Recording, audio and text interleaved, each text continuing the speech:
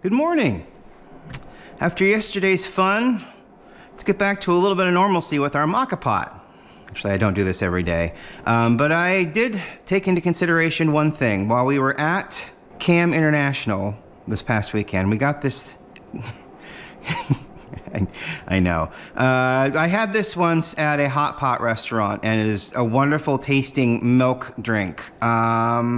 Let me get you an ingredients list here. Water, whole milk powder, condensed milk, sugar, emulsifier, fatty acid esters, flavor, condensed milk flavor. And I've got some translations that I'm going to put up on the screen right now with regard to these Chinese characters. It is a Taiwan drink, imported. What's really funny though is I bought a 6-pack of it, and it's for catering use only. And then this want. Is that not adorable? Want. I mean, what is that? But the milk drink it tastes really great. I really enjoy it. I had one last night, and I'm like, you know what would be really great with this more than likely? If I did a Moka Pot and have that really nice strong coffee, and then put some of this in there, and then stir it up. Oh my gosh, that might be really cool. So I'm gonna give it a try, and we're gonna do it with the light roast here. This is the Crimson Light Roast. Like I said, I wanna get through my coffee here, because I know that I've probably got too much up there and I need to get through it. So I think I came to the conclusion that this takes about 24 ounces, 25 ounces. So I'm going to take my scale here, cup. We're going to zero that, or we're going to start it first. Very good. I am pleased with that result. And we're going to take it, we're going to grind it up. Hey, step by step, who doesn't love that?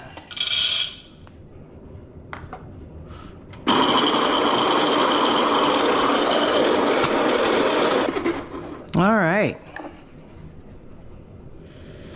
Crimson is the best. Okay, this, yep, that is done. Ooh. We are letting off some steam.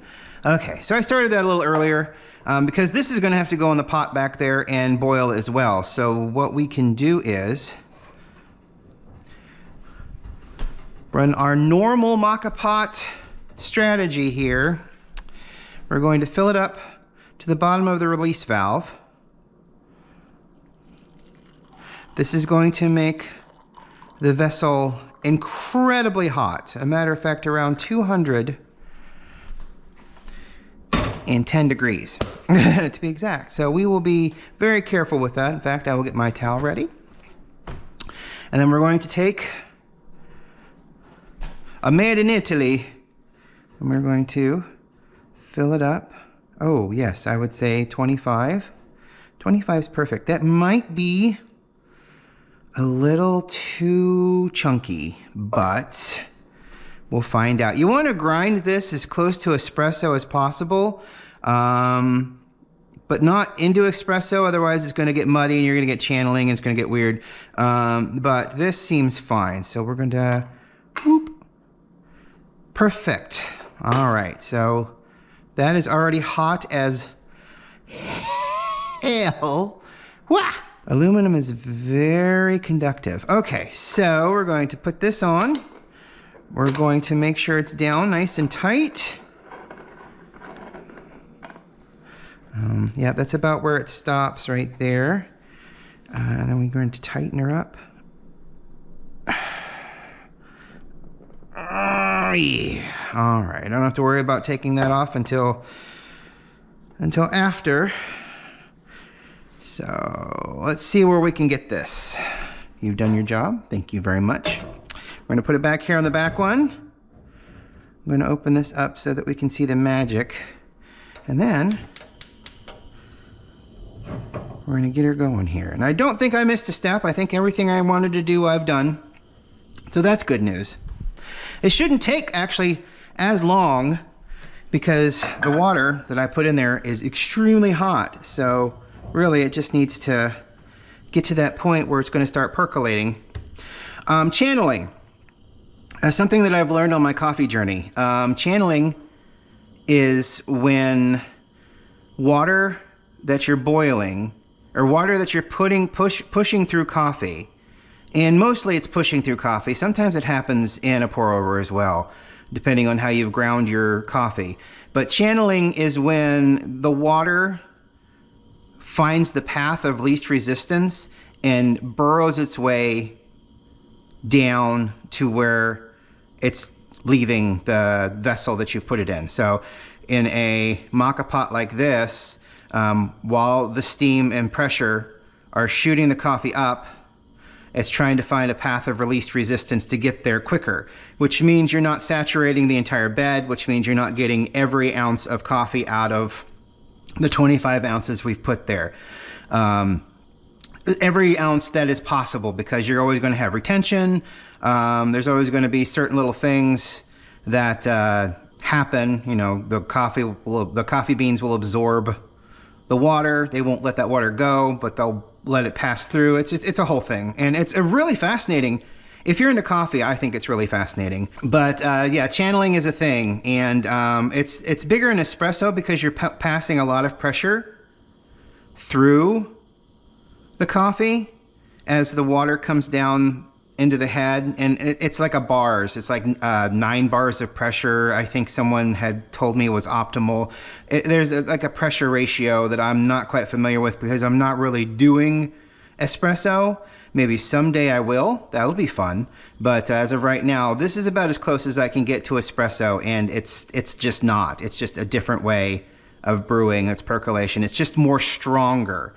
It's a stronger coffee extraction, basically. So you want it nice, you want it tight, you want it compact, but and you want it small, but you don't want. Ooh, we're starting. Looky there. Isn't that fun? I say that every time, I think, but it's still fun. And you just want, you just want the coffee to touch all of the grounds. You don't want it to channel up through one, because all of the water is going to want to go up through that channel. So, ooh, look at it fill up so fast. Look at it. Ooh, ooh, ooh, hey now. I just cleaned that. Oh my God. Okay. Well, I've never done that before. That's hilarious. You don't need to be mad about it. Just be happy. That's funny. That's hilarious. I may have gotten all of the coffee out of there too. All of the majority of the water may have gone past. Let's see. Just a little bit more. Yeah, we're gurgling now. Yeah, that's all right. It's a lighter roast, so it doesn't look nearly as dark. Yeah, I think we've hit threshold. I mean, look, that thing's full. I've never seen it come out so fast. So what you really want to do with one of these things, if you want to play with it, is you want to go through and you want to get the water at boiling, put it in here as carefully as you can, and then get it on the heat. And then, that was fast and fun. Look how cool that is. All right, let's see if I can get my favorite part here.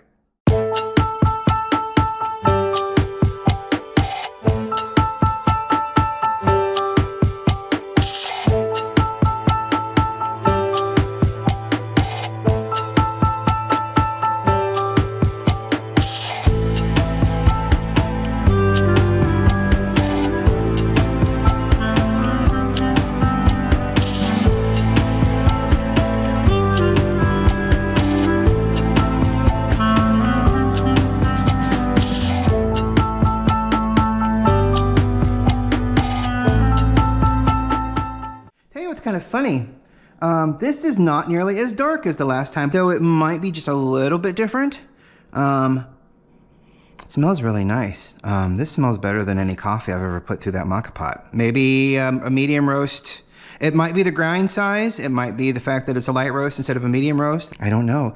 But we're gonna try it. We probably shouldn't try it. That's actually pretty hot. I'm gonna wait a couple minutes and then I'm gonna give it a try.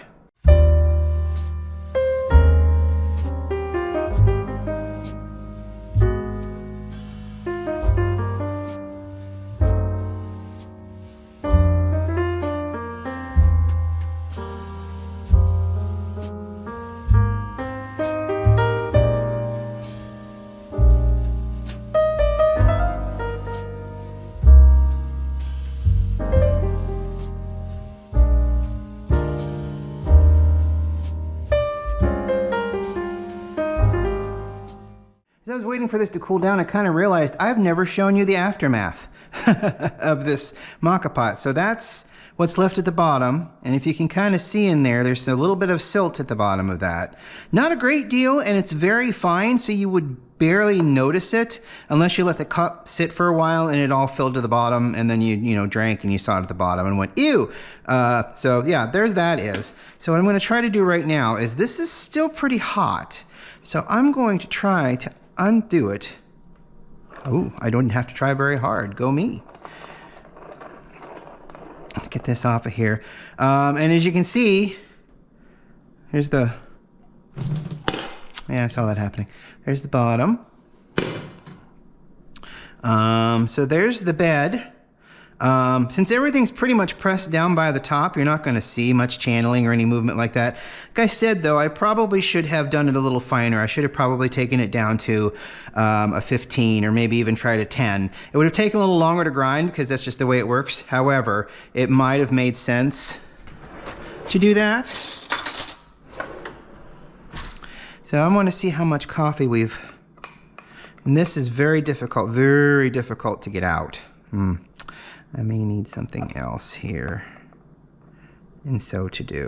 I mean, if you get your fingernails down in there, it's easy to get it out, but I really don't want to put my fingernails down in there for obvious reasons, because it's really freaking hot. So I'm gonna, oop. There we go. So let's see here.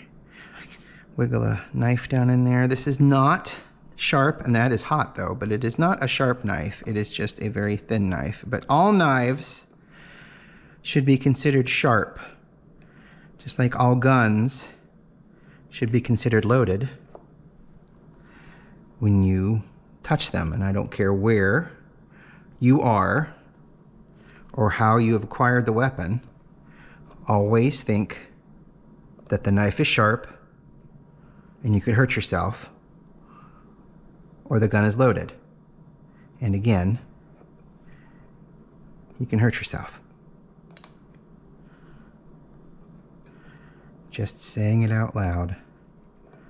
So here's this. Wow. Okay, I'm going to move it over here so that if it's going to do what I think it's about to do, you can do it in there. Ta-da! Yeah, look at all the water it used. That's fantastic. That used almost all of the water down in there. That's great. How cool. I mean, look. That's it. And it can't reach the bottom of that pipe. So that's fantastic. That's really cool. Wow. Yeah, that's the most successful Moka Pot yet. Except for the fact that I think I needed to grind much finer. This would have been a lot darker if I had ground it a lot finer. So, but hey, that's amazing. I'm really glad about that. All right, I'll wait a couple more minutes for this to cool down a little bit more, and then we'll go for it. All right, I think we've cooled down sufficiently, at least for this portion, so I'm just going to give it a little taste here. Like I said, this smells really nice.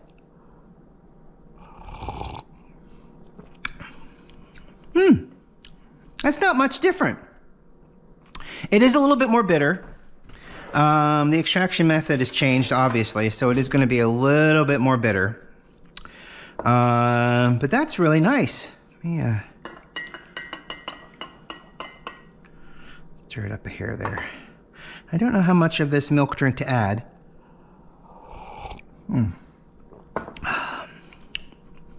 Yeah, that's nice. Very interesting. There's a lot of bitterness. Again, it's just the brew method, and also again, I probably should have ground it finer. That was my mistake. I wasn't paying much attention when I started the grinder, and I didn't realize it was still on 20. But that's where I do my filter coffee, is at 20, and this is a little bit different than a filter coffee. Anyway, so what I'm going to do is now we're going to pour in this milk drink, our Want. Hello, Want. I don't know if that's his name. I don't know if that's their name or just, I mean, it's trademarked. Want. Okay.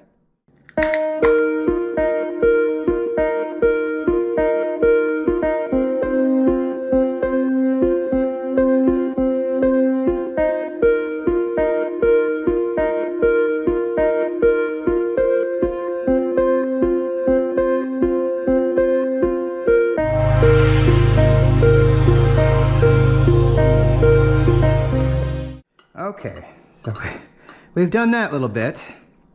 First, I'm going to talk about what this tastes like. I mean, this just tastes like sweet milk. It's just something about sweet milk. I don't know. And I know you cringe when you hear it, but it's nice, sweet, creamy. I don't know. There's just something about it. It's just really nice. And last night I drank a can while we were eating chili, and you like take a couple bites of chili and then you drink it, and it would just change the flavor profile just immensely. It's just flavor profiles are a new cool thing. All right, it just started. So here we've got this. We've got it cooled down even more now because of the milk drink. So we're just gonna assume this is gonna taste amazing. And it does. Yeah. Just takes away the bitterness of the coffee. Makes it sweeter. Makes it feel like you're still drinking coffee. I mean, it's just like when you go to a drive-through coffee place, you know, it's a shot of espresso and then, you know, or it's a glass of coffee and then it's all of your sweetener. I mean, it's basically the exact same concept, except it's one thing and it's a Moka Pot. And like I said, the Moka Pot is a bitter flavor. I don't know why. It just extracts differently. I'm not up on the science of it. I just know that it's a different form of percolation, and your grind size will tell you how much you extract, what the flavor profile will be. And then, of course, the hot water constantly in contact with it and passing through it like that. That happened very quickly, which also may have contributed to the weaker looking coffee. I may have benefited from putting a paper filter on it so that there might be a little bit more contact time and it may have passed through a little slower. These are all things that we can try and test and see, which you know is the fun part of making coffee, is that you try, you test, you see. Is this for you? No. Try again, test again, see. Is this for you? Oh, this is so much better. You know, and that's the whole point. That's why this is a hobby. You know, it's just like painting a model. But anyway, so this was a very fun and interesting little experiment. I'm glad I got these. Like I said, I had this at a hot pot place, and it was just such a tasty drink. And I'm like, ooh, that would go great in coffee. And then when we went to the Cam International, there was a pallet of it, of 6 of them, just sitting right there, a 6-pack. And I'm like, oh, wow, that's great. We'll get that. And you know, it's just funny that it says for catering use only. So don't report me, please. That'd be great. Thanks. I hope you have a great day, and I really appreciate you watching. I am almost to 100 people following me. I don't know if you can see that or not. I was at 99 this morning. 99 people. And I realize a lot of those people have been with me since 2016, and probably quite a few of those people are no longer paying any attention, and that's fine. You know, I don't mind. It's, you know, people move on. That's cool. But I'm at 99 people following me, and that's just so cool. And you know, this is I would assume this will be the only time I ever ask or say anything like this. But you know, if you're watching right now and you think it's cool, give me a follow. You know, I do this. I try to do this Tuesday, Wednesday, and Thursday. Sometimes I'll do some extra stuff. I've also got the shelf thing that I'm doing, cleaning, dusting off the shelves. I'm up to episode 14 today. Just came out today, and then we've got one tomorrow. And then I'm going to go downstairs and work on the ones for next week. So again, you know, almost 100 people. That's wild. You know, a lot of people would scoff at that. I do not. I think that that's absolutely fantastic. And I appreciate every single one of you. And thank you so much for watching. And I will talk to you tomorrow. Have a good day. Bye.